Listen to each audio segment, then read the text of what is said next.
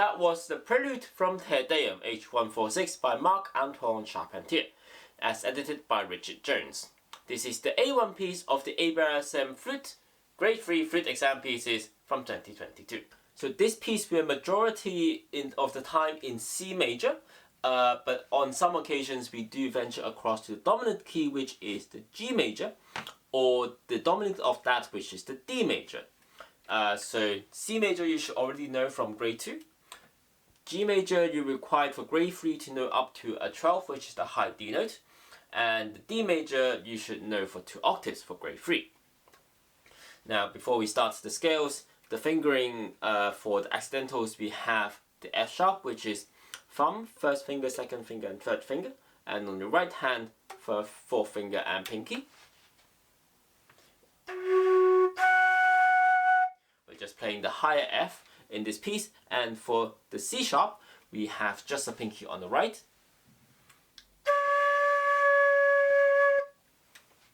So here is the G major to the 12.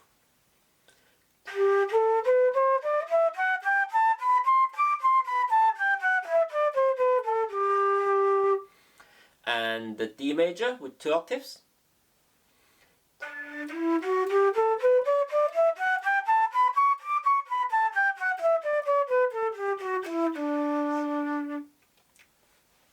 Now if we look at the time signature, we are in 2/2 time. Now this means there are 2 minims in a bar. However, with the amount of quavers and also the existence of the dotted quaver rhythm, we might want to be counting in 4 crotchets as they are equivalent. So here is the speed first counting in minimums, so in 2 time.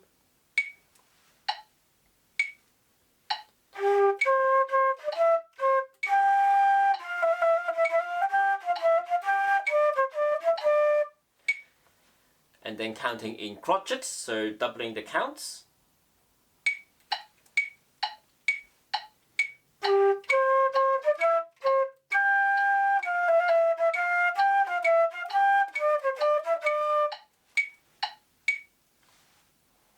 This piece is in ABAC form, or rondo form, which means little rounds. So we've got our main theme, and we can explore other themes, but we're always going to come back to the main theme, which is rondo. We first hear it in bar 1 to 8.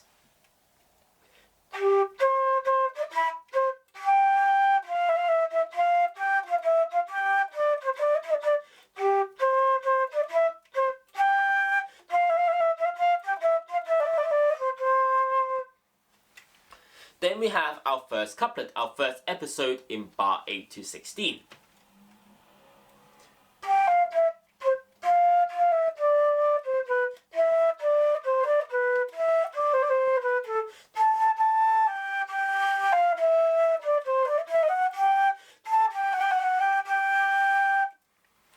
Then we have the rondo back again in bar 17 to 24, exactly as the same as the start. Then we have the second couplet in bar 25 to 32.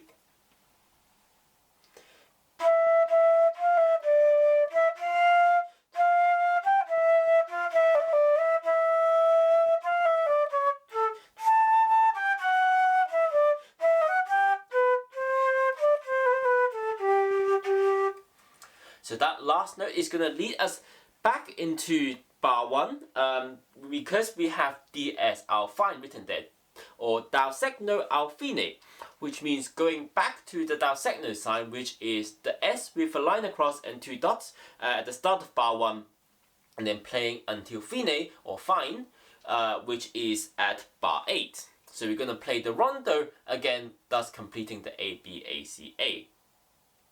Let's have a look at the first phrase of the rondo.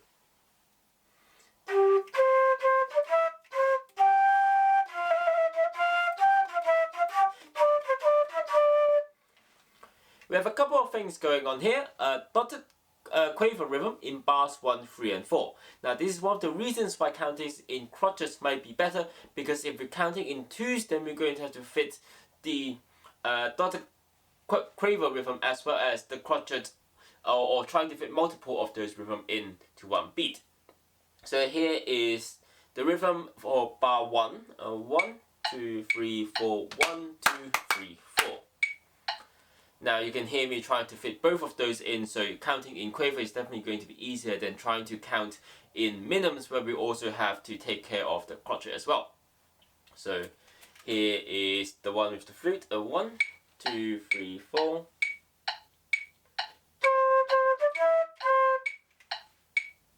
Essentially it's just a dotted crotchet rhythm with a quaver, but just faster for both sides. So for bar 3 and 4, the rhythm is this: 1, 2, 3, 4, 1, 2, 3, 4, 1, 2, 3, 4. So on the flute.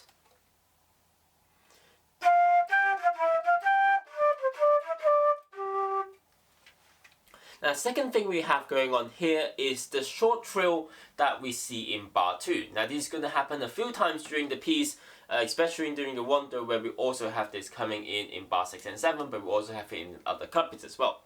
But they all have the same rhythm, which is a trilled dotted crotchet, tying and then leading on to a quaver afterwards. Now, the rhythm for the trill is we are going up on a quaver, and then going to semiquavers down and up, and then back to a quaver on the low note, and then we are leading on to the quaver after the trill. So, just for the trill, we have 1 and 2, 1 and 2, and then if we have the quaver afterwards, the whole rhythm will be 1 and 2 and 1 and 2 and. So here is an example of the trill in bar 2.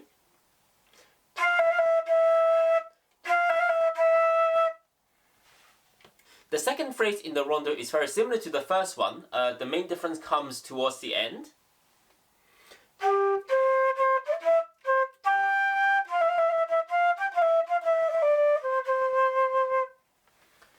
Where we have immediately following the trill, the first trill, we have the dotted quaver rhythm. What we need to look out for here is the trill fingering here on bar 7 from the E to the D. Ideally, we want to do the proper fingering, but if not, then for the first D in the semiquavers, you can leave the first finger on, but then at the end, the quaver D should have off. So if you can't do the full fingering, then you can have the first finger on until the last D note.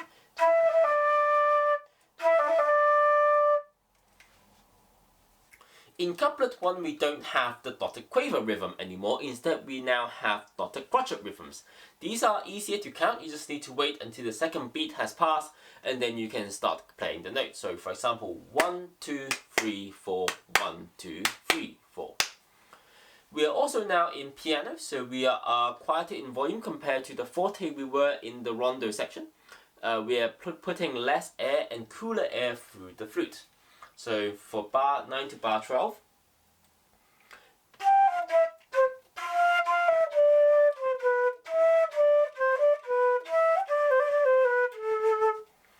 look out for the trill on bar 12. We're trilling C to a D, not a C to a C sharp. If you can't do the full fingering, which is your D note, you can use your first trill key on the right hand here.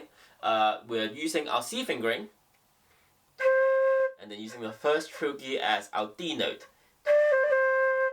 Now this gives a less clean note on the D note, and that's why we don't normally use them for longer notes, but for a trill this is fine. Starting from bar 14, we have gone into G major until bar 16, so there are F majors, including a trill, so watch out to use the F sharp fingering there. We've got kind of a scale going down. We've got kind of a C scale coming from bar 13 coming down, and then starting halfway through from bar 14, we've got a G major scale going up.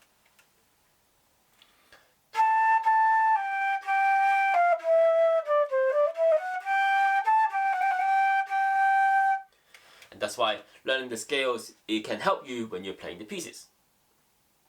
After playing couplet 1 and the rondo again, we are on to couplet 2. Now this is more similar to concept in couplet 1. We are again in piano, so quiet after the forte in rondo. So bar 25 to 28.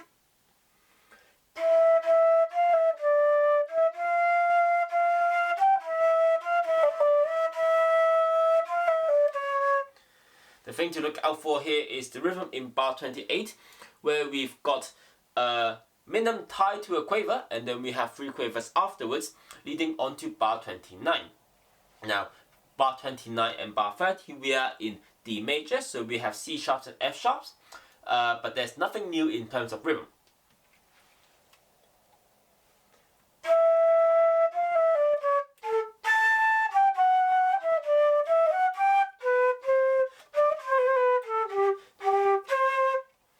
Now, there is a C at the end because the last note leads back on to the start because we're doing down second note Alfine, so we're going back to down second note sound, which is start of bar 1. So we're playing the rondo again until the fine, so we're going to end on beat 3 of bar 8. And then that would be the end of the piece. Well, that was the tutorial of the A1 piece, Prelude from Deum by Marc-Antoine Charpentier. I think this piece is a good solid choice. There are some tricky bits with the trills and dotted quaver rhythms while you're counting in 4s, but once you get that, you're pretty much set for the piece. The tonguing is pretty straightforward, the dynamics is pretty straightforward. Just to make sure that you are playing in time with the pianist, so if you want to do a slow down towards the end, then make sure you do let the pianist know about those ones. Hopefully that was useful to you. I'll be putting up the rest of the grade 3 pieces soon. Give a like and subscribe if you like what I did here. Put a comment down below if you want me to go over anything specific, or you want to share your own tips and tricks with your fellow viewers. Now, see you next time in the next video of Master of None. Bye!